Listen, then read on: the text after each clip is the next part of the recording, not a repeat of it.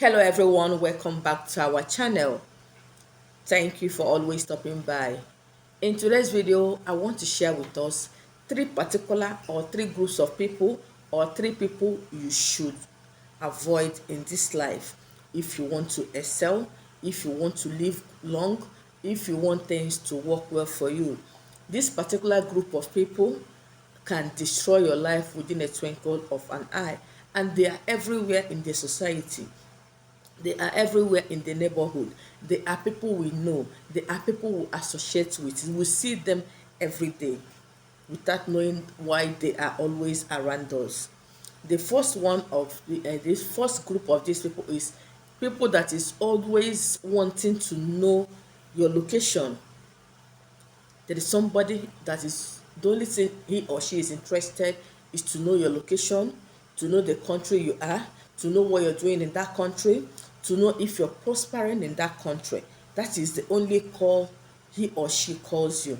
Each time he or she calls you, are you still in US? Are you still in Nigeria? What is happening? And you feel that you're talking with your fellow human being without knowing that the person is actually monitoring you, is actually asking you these things to know how to direct his or her charms, to know how to direct his or her arrows. That is why some of you, when you travel abroad, you start calling with international number, calling people, telling them I have traveled, and you think most of them are happy. They are not. And watch your life. From that day you call some certain group of people, your life will automatically deteriorate. Things that used to work well for you, you find it difficult to achieve them. If you're working, you see your jobs will start shaking. So when you notice this kind of group of people that is only interested in knowing everything about your location, everything about your present position, please avoid them. These are people you call your friends. These are people you call your auntie. These are people you call your uncle. Each time they call you, what is happening? Are you still in that office? Are you still working in that office? They are interested to know whether their charm they sent to you actually worked, so that they will know how to resend another one. So when you tell them, no, I'm no longer in US, they have deported me, you will see that they will be happy and they will stop calling you. So when they ask you such information, how to escape from them, always give them the opposite of what they are requesting. If they ask you, are you still in Cameroon? Say no, they have been deported, or I'm having problem there. As I'm talking to you now, I have nothing to eat. You will see that person will never call you again. He or she will assume that the charm, the incantation, the spell he casted on you has started working, and he will leave you. But when you say, yes, I'm still there, he or she will go and repeat that spell. And that is where most of you, when you do spiritual work, it will not work, because they will still call you to verify, and you will still give them another information to start attacking that work you have done. So another group of people you should avoid by all means are people that will call you when that long awaited miracle finally happens in your life. For example, a woman looking for the fruit of the womb. For another one is somebody that has been looking for job, somebody that has been looking for visa.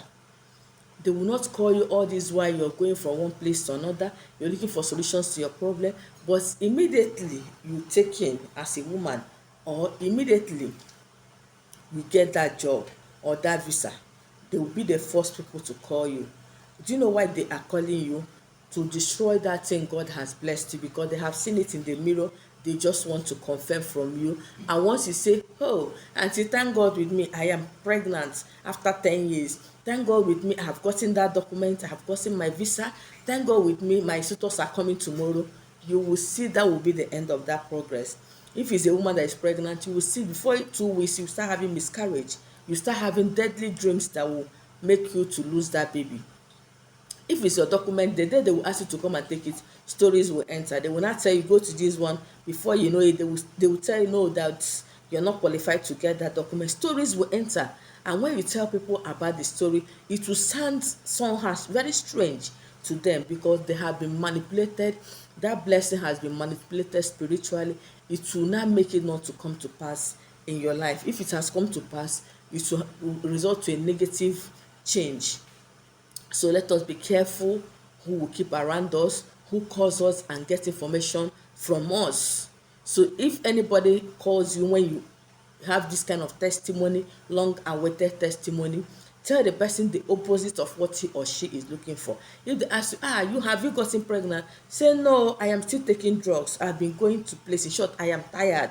You will see the person will not call you again regarding that. He or she will assume that what he did concerning your childbearing is working, and he or she will not call you until you give birth to that child. And that is why some people, they will not tell you when they are pregnant. Once they give birth, some people say, are you sure she did not adopt the child? Because how will she be pregnant? I will not know. Because they asked you when you were pregnant, but you refuse to give them the information. They will start saying all manner of things against you. So the last group of people are people that only call you when a new door opens in your life, when a new opportunity comes in your life.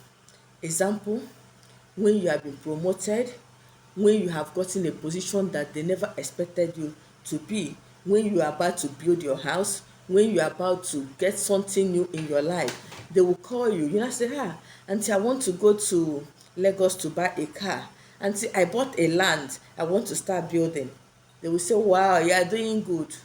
That land, you will never buy it. If after you have bought it, you will never see money to develop that land. Or when they call you, say, uncle, I want to come and see you, I want to marry, there is a woman I want to marry, I'll bring her to your house. Once you bring that woman, that marriage will never hold. Once you tell him, oh, I want to buy this car, that land, I want you to come and bless it for me, so I'll start building, he will not even come to bless that land for you. He will give you excuses why he shouldn't come, and that land, you will never build on it. So when new doors opens for you, be careful who you give your information to, be careful who you share your testimony to, because they will surely call you, because you are being monitored 24/7. So whenever they call you, when you have a new opportunity in your life, tell them you are hungry, you are suffering, please, is there any way they can help you? You will see they will stop calling you. They will assume that you are suffering, they will assume that their charm is really working, and they won't even know all the things you've achieved. That land, you will build it and move into your own personal house without their knowledge. That car, you buy it without their knowledge. I have seen people, if they want to travel home to their village, they will charter a car. They will assume, people around there will assume you cannot afford to buy a car, because they don't want people to know anything about their income. They don't want people to know about their progress. Sometimes when they come to the village, they will pretend as if they want to sell their land to look for money. They will tell that wicked person among them that they should look for an agent, that they want to sell this land. In the place of looking for an agent, the person will travel back. He or she will not sell that land. They will not be gossiping, this is why he came back to sell land, he is finished. They will be making mockery of you without knowing that you're doing well. So these are secrets that people use these days to escape the hands of the enemies, to escape the plans of these three categories of people. So when you carry out this experiment or this method, you will see that your life will change, and those evil people will no longer have access to your life. Try it and make sure you share your testimony under the comment section or on my WhatsApp number. I've come to the end of today's video. Thank you for watching, and see you in my next one. Bye bye.